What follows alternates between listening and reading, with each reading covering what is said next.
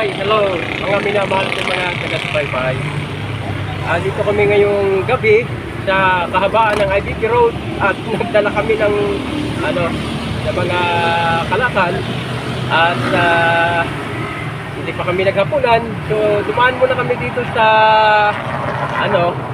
Lechon Manok, San Pedro.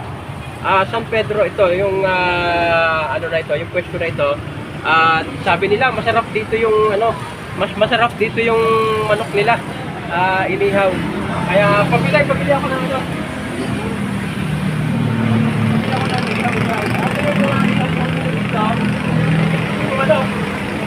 San Pedro. Thank you for watching. Mabuhay po mga minamahal ko mga taga-subaybay. Please like and share po. Agad ka nito, para makita. Galing mo. Ipakita mo yung